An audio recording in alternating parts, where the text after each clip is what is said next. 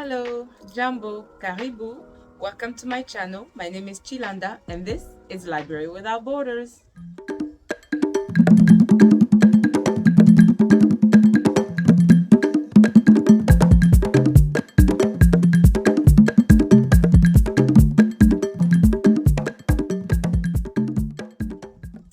Okay guys, welcome again to another episode of Library Without Borders.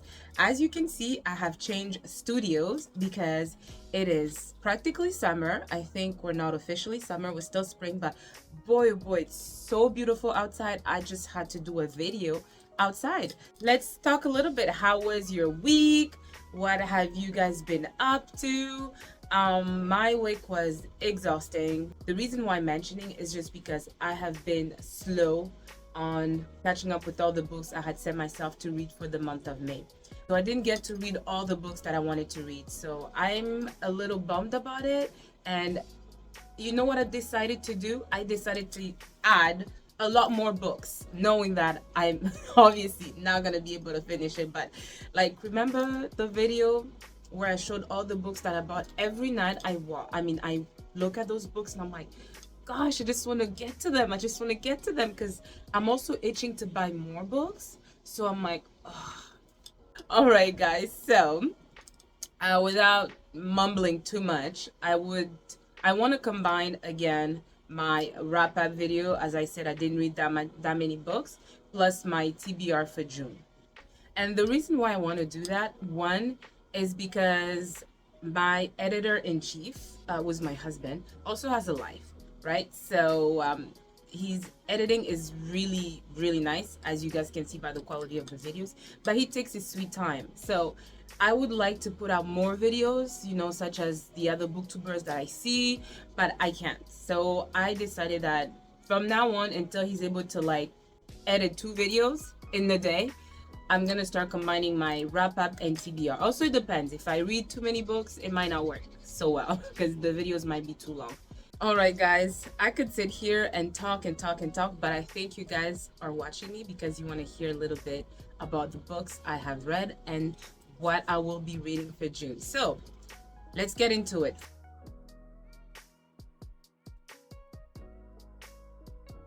At the beginning of the month, I was still finishing up Black Leopard, Red Wolf by Marlon James. And guys, I have promised you a vlog, right, for this. And I'm still working on it. In what sense? In the sense that although I'm finished the book, I have all these videos that I need to put together. And I'm still thinking about maybe doing a vlog where it's all about Marlon James's books, because I still have the second book from this duology that I need to read, and I'm thinking instead of just doing a vlog on this one, maybe I'll just compile it and do the 2 books together, right? So that's my idea. So don't think I promised it and I'm not gonna go through with it. I will. So the second book, or the first book I finally started reading for the month of May that I had said I would read, was the French book Sans Capote ni Kalashnikov. I have a review that I'm working on. I've done it. Again, it needs to just be posted. Husband, please. But anyway, so guys, I can begin to talk about this book in English. But like I said, for my French people, I have a review on this book. It was interesting, it was compelling, and it's a book, I know it is based on the DRC, Democratic Republic of Congo. It talks about a Canadian film producer who goes basically to the DRC to do a documentary about, you know, the war that's going on in Congo. And the story is told through this soldier that used to be in that war, and he's basically dying. So he decides to write about his journey as a soldier, and a boy soldier at that, and describes the atrocities, the reasons why the war even started, and the intricacies of what's going on in DRC. And although it's a fiction story, guys, coming from there, I knew he was talking about facts. So that's what the book, or the gist, is about. And she comes and wants to do a documentary about that. And at some point, she finds this woman who was supposed to tell the story of how she survived being in a camp with soldiers, the rape and all that stuff. But something happens to the woman, and the story takes a little twist in the end. So guys, again, I know maybe some of you, my English folks, may not read this book, but maybe there is an English version so you can pick it up. It is by Blaise Ndala, and I read his first book, In the Belly of the Congo, which I love. So it's by the same author. So if you are interested, just give it a read. And the other book that I read was The Mothers, the book which I dedicated to my cousin, and it was a lovely read. Hey guys, it is not a New York bestseller by no means. It is not all that fantastic, but it was a good read. As a mother, I'm interested in what the book, had to say about the story itself. So that's why I picked it up, and I enjoyed the book. It was mostly about character development, where you follow these two couples who are trying to be pregnant, and then there's a mix-up that happens at the hospital where they were doing IVF treatments in order for them to get pregnant. And basically, like I said, I don't want to get into too much of it just because I do have a review on it. But following the mix-up, this one couple who's perfectly European finds themselves with a brown baby, and the other couple, who are Priya and Nick, although they were married, they had some marital issues, and she decides to have a sperm donor instead of having her egg basically fertilized by her ex-husband. And so with that said, you can just imagine how the European couple is feeling about the kid. They know that people are going to talk, people are going to start asking questions, right? And the case goes to court, and we have to now decide who the baby will go to. And that's basically the gist of the story. And as I said, I enjoyed it. It was great. If I had to rate, because I don't usually rate, it was like a 3.5 out of 5, just because it was a good story, but it wasn't like extraordinary, but it's a good read. So yeah.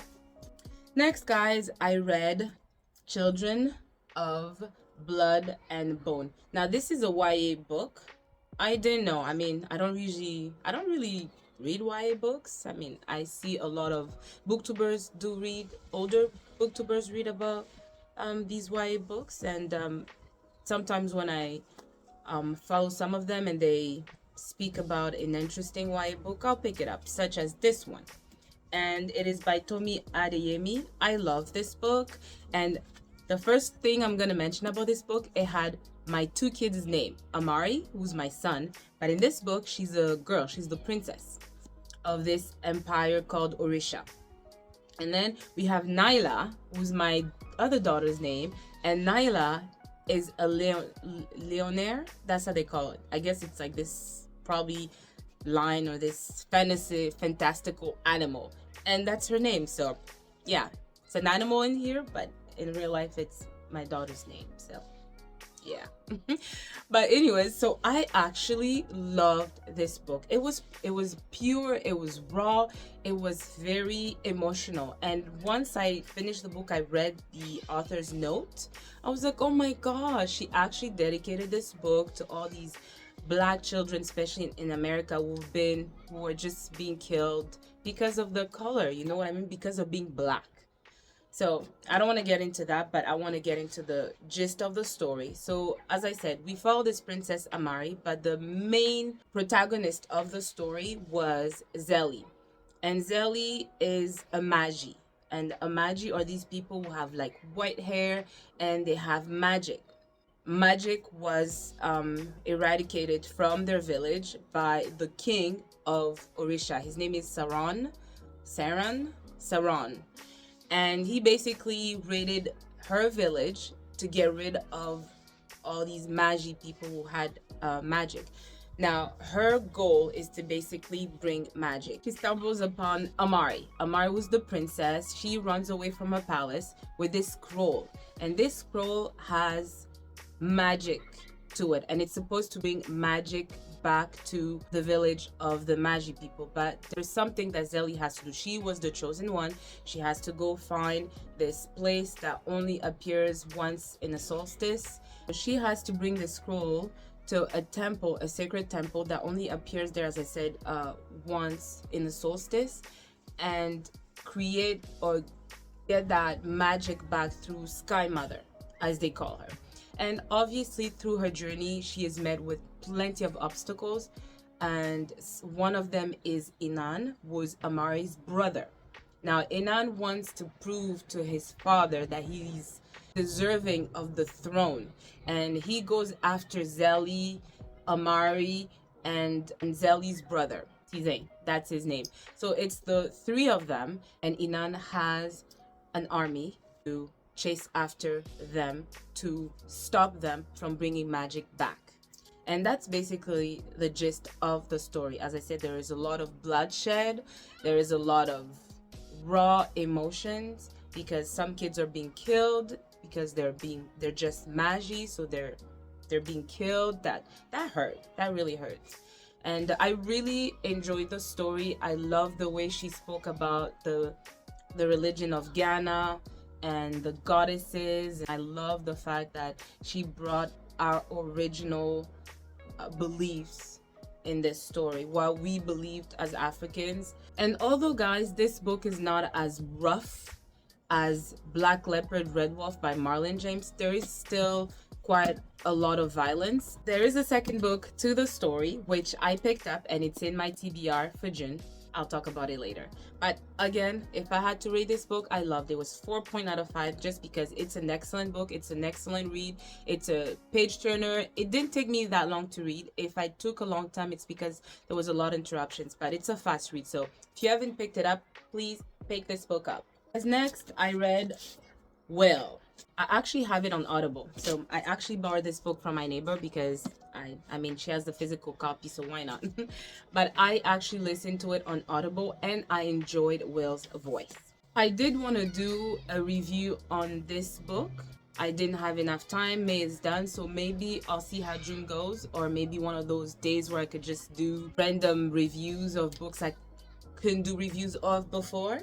I will do one on Will, but let's just wrap it up by saying that I enjoyed the book. It was raw listening to Will talk about his journey from childhood to fatherhood, to like his journey through Hollywood, and being basically one of the best paid, sought out actors in Hollywood. And what I discovered about Will is that I know he explains where he was coming from, but I think he's a clingy man. Like when he talks about his relationship with Jada and his relationship throughout his adulthood, was that he wanted validation a lot from women, from the people he loved. So he needed validation from these people by loving them too much, being there too much for them, needing their acceptance. And whenever it didn't work out, he felt like he failed as a man. Like it was just not meant to be. But other than that, he also spoke about his childhood, which was traumatizing because his dad, although he looked up to his dad had a lot of issues that he needed to deal with. And one of them was drinking a lot, smoking, but also being abusive, physically abusive to their mom. And Will talks about watching his mom being abused and not being able to do that. He calls himself coward a lot throughout the book, which again, I didn't like it, but that's how he explains his growing up and his behavior and who he is. I thought that was interesting about Will, just to look at Will, because we see him on TV and we're like, oh my God, that guy is funny, it's Will, we love him. But there was a lot of underlying issues that he was going through as a person, and we never get to see that because he doesn't bring it on TV. And he talked about comedy as that being a facade for him to hide what was really brewing inside of him. And from the time he was a young kid, he just knew how to make people laugh. And although it was natural to him, but it was also a facade, as he said, to hide a little bit of the pain that he was going through. And I loved when he talked about his journey through making the Fresh Prince of Bel-Air. He was a Philly boy, and he just goes to see Quincy Jones randomly. He's like cast as the Fresh Prince of Bel-Air.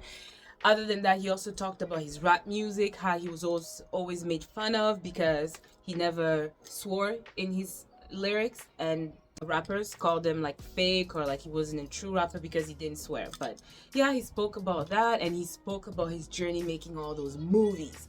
And I loved when he spoke about making Ali. Like, although he talked about making Men in Black, 1, 2, and 3, Independence Day, all those great movies, Bad Boys, and all those stories, it was great. But I love the part where he talked about going to South Africa and meeting Nelson Mandela. Like, that would have been my dream. Like, everybody, I would have loved to meet Nelson Mandela, because I read his book and I was in love with them. I named my first car Madiba. Like, and I was gonna name my kid Madiba, but they wasn't about that, so we had to name them other names. But hey, maybe my next car, I'll finally name Madiba. But yeah, he got to speak to Madiba because he was making the movie Ali, and they needed to go. They couldn't go to the Republic Democratic of Congo, which was my country, because of its insecurities and the war and stuff like that. But it was cool that he knows my country. Hey, Will, I'm from the Republic Democratic of Congo. But anyway, so he spoke about talking with Madiba and how he was such a wonderful man, calm and wise and always smiling. And he spoke about the fact that Madiba kept asking him when he went back after filming all the scenes from Ali, how Madiba wanted to see him, but he just couldn't. And when he heard that he passed away, he regretted it. And he said that was one of his biggest regrets, simply because he didn't want Madiba to see the person he was. Like, he was afraid that Madiba would basically unveil who Will was, and he didn't want that, and he missed out on this one lifetime chance of being with the greatest man that ever existed on this planet. And other than that, he obviously spoke about, like I said, Jada and their issues, raising their kids. They spoke about being a blended family, like raising his kid with his ex-wife, as well as Jada and their 2 kids, Willow and Jaden, but also their marital issues. Because what we learn about Will in this story is that Will, he's never been alone, right? He was always dependent on being part of another relationship. So he never got to be with himself, and he's never got to know himself, you know? And he came across in the relationship with Jada as just being like overbearing, but almost all about him. Although he was trying to please Jada, and he would do all these surprises for her, he'd do all these things for her, but Jada didn't see it like that. She saw it as him being about Will, doing all these things for Will. So it was really interesting. He also now talks about his journey finally in discovering himself, because they do separate, and that separation causes him to basically take this lone journey, and his first stop is Trinidad. He talks about Trinidad, where he meets one of his oldest friend, his husband, and he's right there in Trinidad. No one knows where he is. He doesn't know anyone, and he's just among these strangers, and he basically finds out that he doesn't know how to be quiet. Like, his mind is incessantly talking, thinking, thinking, and that also took him on another journey where he would try this ayahuasca drug that makes you hallucinate, and that is like a breakthrough for him. But I enjoyed Will's story, especially when he talks about Gigi, his grandma, and the wisdom of his grandma. I loved her. And he does also talk about an instance in church, which reminded me of an instance in church in the book of Maya Angelou. And he ends the story, because guys, this is not like a plot story, it's his biography, so I'm not spoiling it. But he ends the story with that bungee jump that he did from the helicopter. Like, what the nonsense was he thinking? But he did it for his 50th birthday. He did it. And that's how he ends the book. So guys, I recommend you picking up Will, because I am Will converted. Yeah, I'm a convert. I'm a Will convert. So I love him. Even though I hesitated a lot to read his book because of the slap, I enjoy the book for what it's worth, right? So yeah. And the last book I read in the month of May was the Japanese Lover by Isabelle Alende. Now, it was actually one of the first books I read, but I'm just talking about it last. Now, I enjoy the book. It's a historical romance, which is very lovely. I love historical romance. I mean, that's how I got into books. It was through historical romance, so I enjoy this book. But I also love books by Isabelle Allende. One of my first book by her was The Island Beneath the Sea, which talks about a little bit of the Haitian Revolution, but mostly about the slavery and stuff like that. And I also read Violetta by her, and of course I'm an Alende convert, so of course I had to pick The Japanese Lover. I enjoy the book. The book is set in the 1940s, 1930s, because you have mention of the Jewish Holocaust. There's war between Japan and the United States. It's during that period where the Hiroshima bombing happened, and obviously Americans want to retaliate. And what they do, they decide to transport all the Japanese in the United States onto this Arizona desert, where they made all these weird camps. And though in those camps there were no latrines, it was badly constructed, and they put almost like 8,000, I believe, of Japanese in that desert. And you can just imagine, like, you had a good life. Ichime is the lover of Alma. Alma is of Jewish descent. She finds herself in the United States living with her aunt due to the Jewish war that was happening in Birkenau, in somewhere in Poland, there where Jewish people were being gathered to basically be brought to those camps. And she talked about those chambers, all of that atrocity that happened during the Jewish Holocaust. So Alma's family decides to ship her to the United States, where she's gonna live with her aunt and her cousin, and that's where she meets Ichime. Ichime is the son of the gardener there, in that beautiful villa where she lives, where her uncle and aunt live. And again, guys, it's a lovely story. I enjoyed it. It's a story that is told in the present, where Irina and Alma are talking, and Alma is talking to Irina, explaining her life to Irina. And Irina works in a retirement home. That's where she meets Alma. There is a friendship that is created between Alma and Irina. While Irina is standing to Alma, she's standing to her daily routine, she also meets Alma's grandson, Seth. And there's a story between Seth and Irene. Irene has a secret. She has a past that is holding her from enjoying or from giving in to the advances of Seth. And Seth is like a relentless pursuer. And in the end, you finally discover a little bit of what was holding Irina from falling in love with the grandson, Seth. Alma is from a family that is well off, that is very rich, very grand. Whereas Irina comes from humble beginnings and from a very poor side, where there's a lot of trauma, there is a lot of things that happen. And she knows that her status cannot allow that kind of relationship with the grandson, Seth. But you discover that there was some traumatic things that happened to her. And when I discovered that, guys, I was so sad. I was so hurt for that little girl. If you don't know The Japanese Lover, you need to read the book. It was really interesting, guys. It was really nice. And it's just the life story of Alma. And she was in love with Ishime, the gardener. He was of Japanese descent, and it was during a time, 1940s, where that kind of relationship was frowned upon. And she's telling Irina how they would escape to places, and they would have this forbidden relationship going on.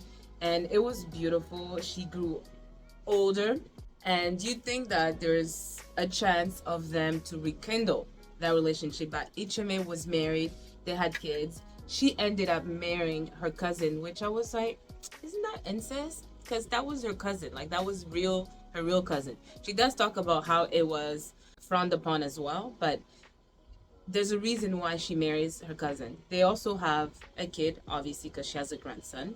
I want to go back a little bit to the part where the Japanese were taken in a desert in Arizona. And Ichime has a dad, a mom, a sister, and two brothers. One of them is sent to war. He is killed, which obviously takes a toll on his parents and him as well. But what I wanted to talk about was how the Americans were so quick to turn on those Japanese, even the first generation Japanese, and the kids that were obviously Americans because they were born here. It just speaks of the story of Europeans and their conquest of the world. Like every book that I pick, there's always a hint of the conquest of Europeans. There's not a piece of land that has not been touched by our lovely citizens of European descent. Okay? So, anyways, I enjoyed the story, guys. The Japanese Lover is a beautiful story. It's short, it's 9 hours. I listened to it on Audible, and it's a story of forbidding romance or forbidding love, a story of a time where certain people couldn't share love together, a story of Japan and the United States. It's also a story of a little bit of the war, of what happened to Jewish. She does touch on that. It's also a story of redemption in the end. The end is fascinating for me because I didn't see it coming, but there was a nice twist to it. There was a nice twist to it with Ama and Irina at the end part. It was really endearing, actually. I really enjoyed it. So yeah, guys, so those were the books I got to read in the month of May. There were 2 books I didn't read, and I will mention them in my June TBR. All right, guys and ladies, there you have it, my wrap up for the month of May. Those are all the books I read. It was quite a journey the month of May.